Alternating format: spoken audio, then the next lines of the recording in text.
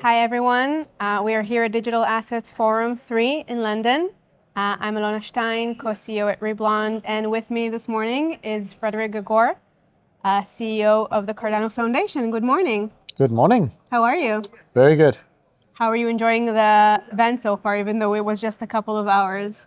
Very good. I just was on stage talking about digital trust infrastructure, about how integrity is becoming the asset class in terms of scaling emerging technology, specifically in financial market infrastructure. And a lot of very big names approached me afterwards, and it makes a lot of sense to them because they've been coping on how do we scale some of these use cases and how do we actually, basically make things better, faster, cheaper, instead of just using Band-Aid. And I think that's good, there's good feedback to get, right? Because you expect people to be much more sort of bullish on an asset class or on a specific use case or whatever. So I think that's, it seems like a very good forum. Yeah, it sure is. And I heard your panel was a huge success. So let's start off with the 2026 roadmap. Can you tell us a little bit what Cardano has coming up? What do we have to be excited about the next year that is starting? Yeah, so normally most blockchains, when we speak about roadmap, we will go into very deep technical details, right? And we say, okay, the next bells and whistles looks like this, and this is the features you can expect. So we are now at a stage where Cardano is the most decentralized blockchain in the world. We have verifiable proof. We have different types of, we call it assets, which is basically use cases we tested to the highest level of scrutiny. For instance, enterprise identity together with Glyph is something called the verifiable legal entity identifier. We now have large audit firms such as Grant Thornton actively being able to do full audits on data on the blockchain using this. We have, so what I'm trying to say is that for me, it's really about product to market fit. Yeah. So I don't need any more bells and whistles on Cardano. I can virtually replace the financial market infrastructure tomorrow. But what we need to do is we need to get agreement on certain standards for risk mitigation of non-financial assets. And that's going to be a long road to do. Mm-hmm. But the pressure coming right now from fundamental models such as LLM and AI and agentic AI is actually helping sediment Cardano as a public infrastructure across multiple industries. And you will see a lot more of that. For instance, in Germany at the moment, we have over 100 really large established companies using agentic AI to create better user experiences across different companies.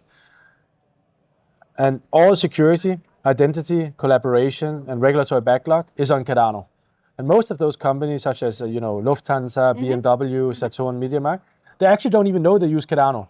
Yeah. But in order for them to do this in the regulatory environment they need to check those boxes. And Cardano is checking those boxes. And so I think what you're going to see, and the same with RWAs, right? We took something which is called reinsurance, which is a very, very unique asset class, non-correlated to financial markets. We're talking about, direct flooding risk, cybersecurity risk, earthquakes, right? And the entry barrier to get in there is normally $100 million. We tokenized that through Argfax and then put it on London Stock Exchange. It's listed there. And now the entry barrier is 50,000.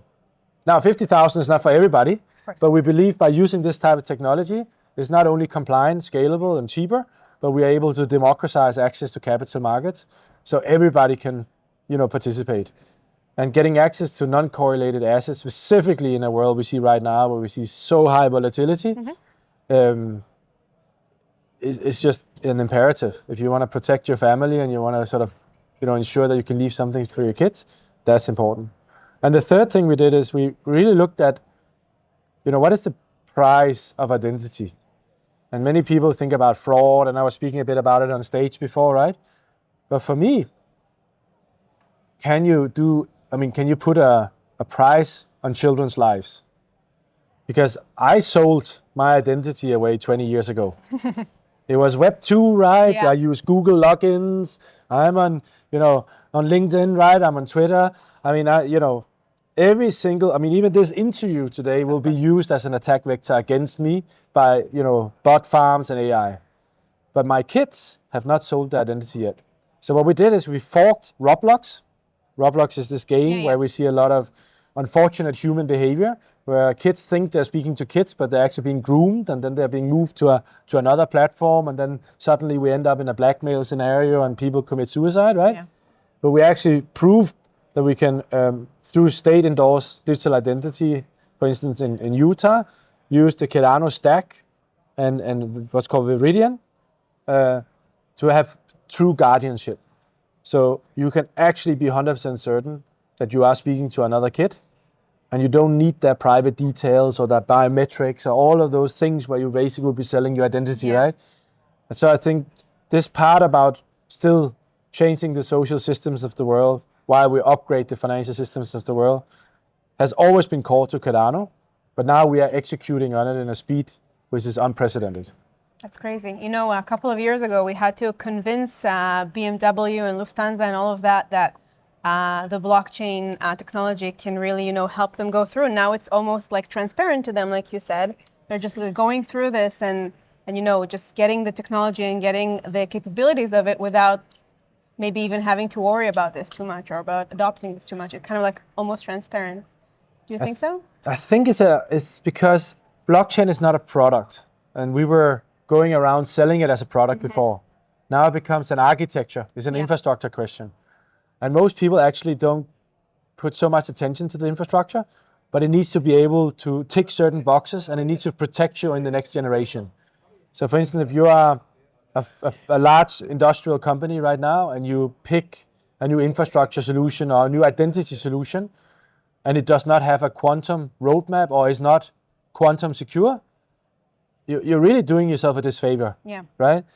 And I think what we're seeing right now is that people are harvesting or starting to harvest the benefits of blockchain without actually knowing that they are using a blockchain. And that evolution we saw before with the internet. So it's not something new, but the pressure because of misinformation and disinformation has never been bigger. Yeah, perhaps this is how mass adoption looks like. We've been talking about this for a while. I think agentic AI and identic AI is what Google Maps was for Web 2. This is what this is for Web 3. And we are still many core believers that crypto has is a huge part of the future, but it is not going to be crypto who's going to lead the mass adoption. This is really going to be identic AI and agentic AI and battling, deep fakes and misinformation and disinformation, because you already are delegating authority to code to act on behalf of you. Now, when I give a speech like I did before for 400 people or whatever was in the room, right? Many people are starting to verify what I'm saying, but they're not verifying that on Google anymore. They're verifying that on Grok or ChatGPT. Yeah. The problem is that that's actually not the best place to do it, but it becomes integrated in our lives. And based on what it says, it will take a decision. He's either right or wrong. But what it does it on a context of your previous prompts. Yeah. And based on non-qualified, verified data. So, and we will see much more of this is coming, right? So we saw the first wave of what's called RPA, robotic process optimization, right? Went into machine learning and was into now these foundational models, right? And in order for us to have safeguards and stuff, it needs to be accountable. To be accountable, you need identity solutions, right? You need a trust layer on the foundation, right? So for us really to harvest some of the other technologies, blockchain becomes the fundamental. That is very interesting. Super inspiring. Anything else you want to share with our audience today? Yeah, I think a lot of people think, I was too late to blockchain, right? So you're probably on drones, or you're on AI, or you're on other new emerging technologies. But I actually think this is probably the best place to enter blockchain is right now. Right now, blockchain can give you economic opportunities wherever you are. You don't have to go to the big city. Is high quality free education, is operational resilient. Many of our protocols, or at least a few of them, right? We have a much better uptime than any other centralized infrastructure. And the need for national or digital authenticity and agency, right, has never been bigger, right? And this is where blockchains really excel in that trust layer. So my cry will really be that you have not missed the boat yet. Yeah. This is still a very good time to enter blockchain, and the need for blockchain is only increasing due to the derivative of other technologies. Thank you so much for this. Thank you.